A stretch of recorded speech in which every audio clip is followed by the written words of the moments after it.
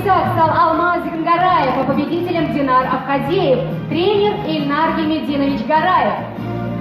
Также первое место в борьбе на поясах занял Фарис Кузин из Дюш-Актанышского района, тренер Ильфир Илфатович Анваров. Победитель первенства мира по борьбе на поясах Ольга Шугаева, тренер Александр Семенович Скворцов, спортивная школа Аксубаевского района. Серебро завоевала Аделя Газина, тренер Алмаз Талипович Загрудинов, спортивная школа «Витязь», город Набережные Челны. Первенство мира по армрестлингу, третье место. Айгуль Валиева, тренер Раниль Дамирович Сапиулин, детская юношеская спортивная школа Балтасинского района.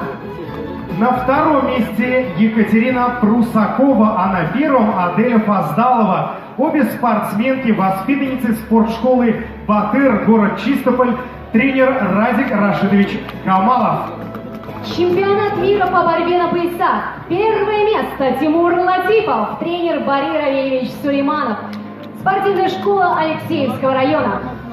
Первое место по кикбоксингу. Первое место Тимур Арсланов, первенство мира по кикбоксингу, тренер Рафик Усманович Давлетшин, Дюш-юность имени Тимирзянова, город Бугульма. Первенство мира по спортивной аэробике. Первое место Елизавета Никифорова, тренер Наталья Вильевна Сулейманова, спортивная школа Приволжанин, города Казани. Первенство мира по вольной борьбе спорт глухих. Первое место Дамир Сафиулов, Мухаммадхон Раджабов, друзья, ваши аплодисменты, тренер Георгий Анзорович Мачарашвили, спортивная школа Вахитовского района, город Казань. Еще